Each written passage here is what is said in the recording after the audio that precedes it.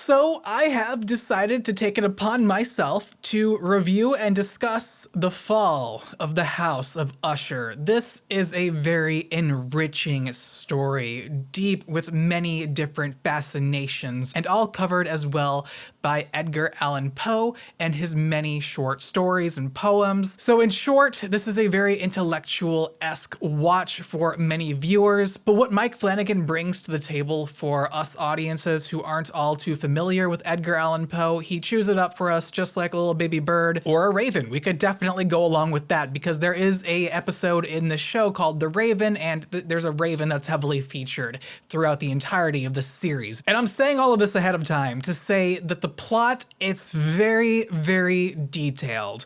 But if I had to sum it up, the essence of the show follows the family of the Ushers and their rise to an empire almost with a pharmaceutical drug company. They have this pact with death, and throughout time, they are able to get away with some things, but by the end of their life, per se, they must come to tango with the devil themselves. That's really the easiest way I feel like I can put this into words without spoiling too much of any of the show. Something I do need to speak highly of in regards to Mike Flanagan and the show is that the actors, they bring some heavy material to the table and they act their butts off. They do such a fantastic job with the material they're given, but also at the same time, the material that they are given, that they're provided, they have just, it's gold. It's all gold, which in essence makes this TV show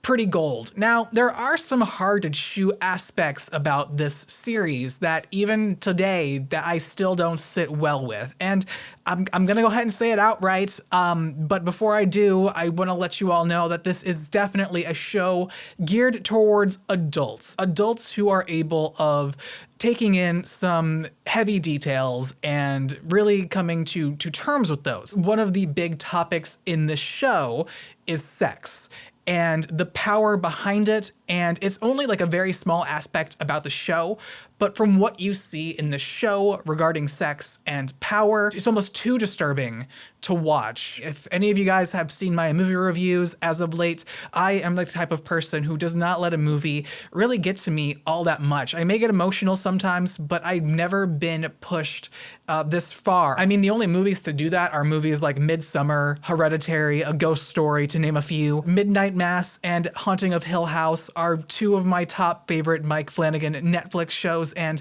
this is definitely somewhere in between the two. I do think Haunting of Hill House is still better for me, personally speaking, but here in this regard, The Fall of the House of Usher, it is almost in its own league. I do believe in terms of technicality, it's far superior than anything that I have seen in terms of Mike Flanagan's work. But I also just can't get on board again with a lot of the things that are occurring in the show. Maybe that shows on my maturity and how I can't really process a lot of that so easily. I don't think a lot of people actually could process a lot of the themes in the show easily, even though it's chewed up and given to us on a silver platter.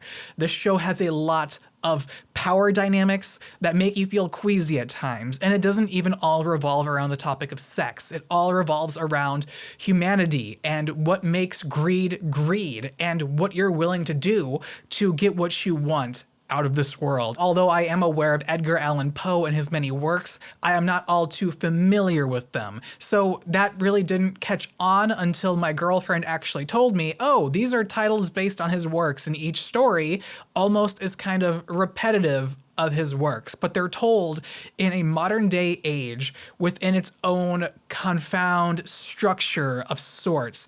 And something that really stands out with that is the symmetry behind the show. If something is shown to you, there is a similar action occurring almost either at the same time or it comes later and it's used as foreshadow.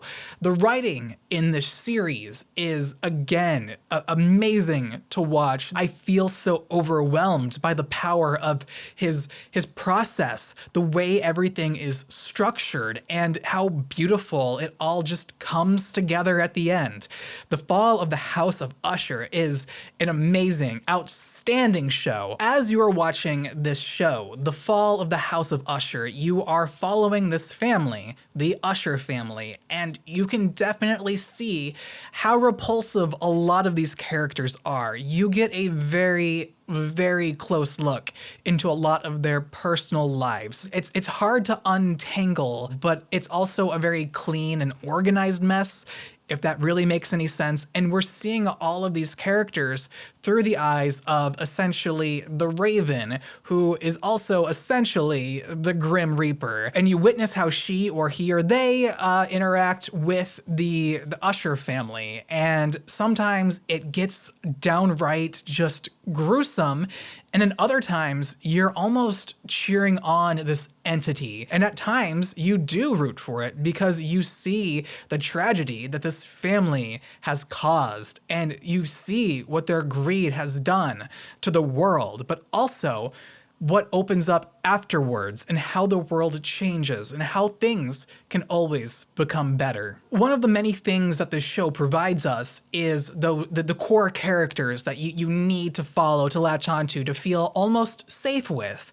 And I loved that about this show because those characters, like I mentioned, they don't turn out to be very safe. There's not really a character in the show you can latch onto for very long. I saw the humanity in each and every one of them, and as they turned around and did their own thing, I saw all of the flaws that made them evil, and I no longer wanted to be attached to any of these characters. The choices that these characters make in the show and the way it's portrayed, it's sickening, it's gut-wrenching, and it's beautiful all at the same time. This show for sure gives you some major trust issues, but that's also the fun of it, and you get to explore this world with the Usher family, and you get to see their influence and their power over it, and to see how they escape certain situations, and more than likely, how they can't escape a major situation coming their way. The main character in Roderick Usher,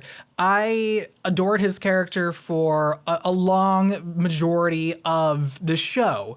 And so as the show went on, you kind of saw his descent into madness, almost like an Anakin in Star Wars situation. But here it's a lot more relatable. It's in the real world, and you understand that not only did he, get by making these poor decisions, but he also did do a lot of hard work to get to where he was able to make those certain decisions later in his life. As you're watching the show and you're seeing his downfall occur, you start to learn all of these things, all of these actions that he took prior to us actually meeting him.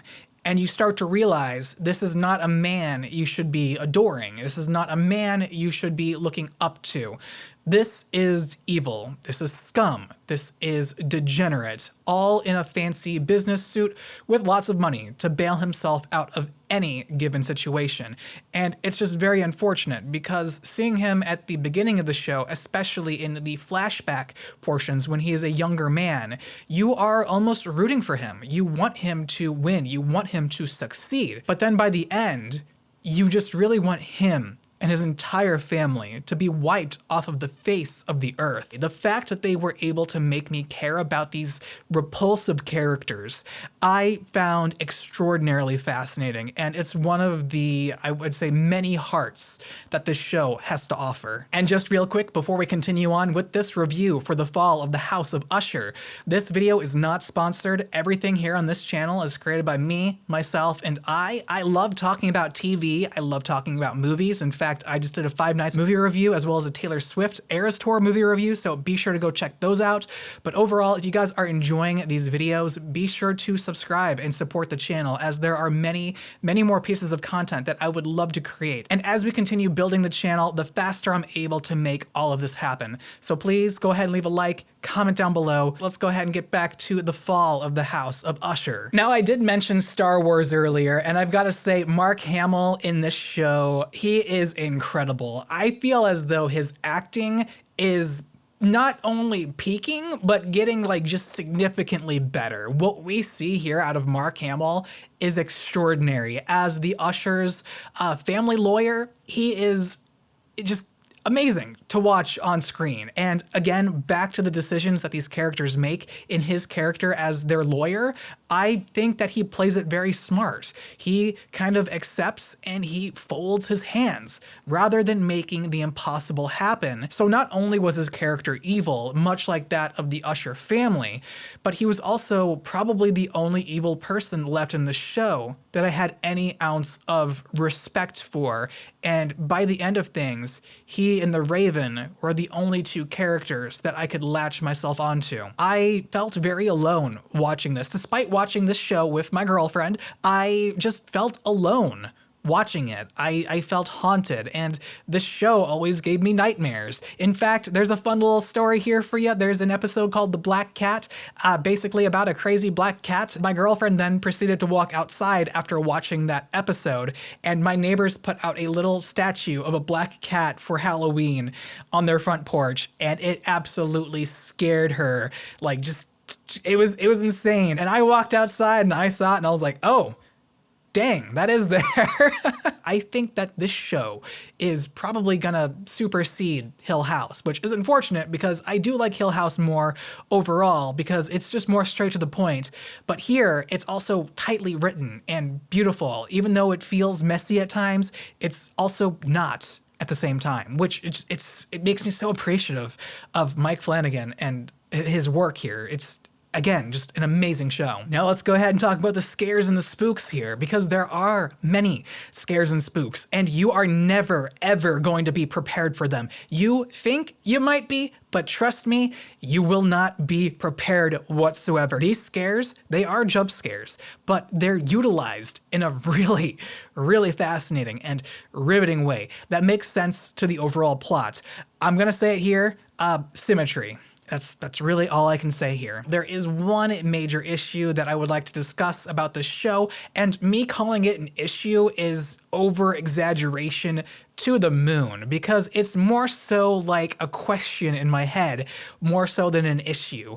But overall, this show was leading up to something. In a lot of Mike Flanagan's works, you come to understand that there is always gonna be a final twist, and it's gonna make a lot of sense. However, the twist, it's already known.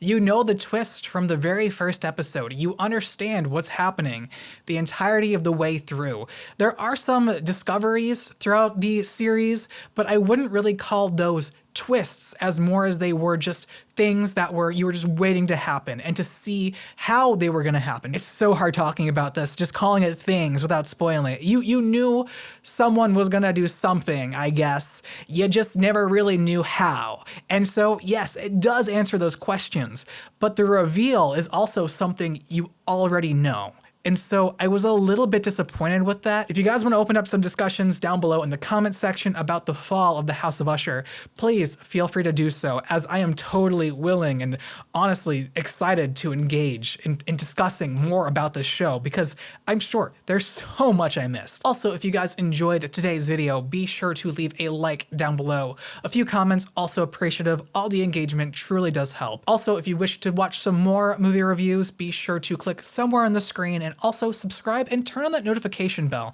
as it does help out with the channel and the growth tremendously. Also, just to inform you guys, in my next TV show review, I will be reviewing Gen V, now streaming on Amazon Prime. But if you guys like superheroes and that kind of stuff, be sure to check that out. Otherwise, my name is Austin, rhymes with Boston, and I will see you all in the next one. Take care.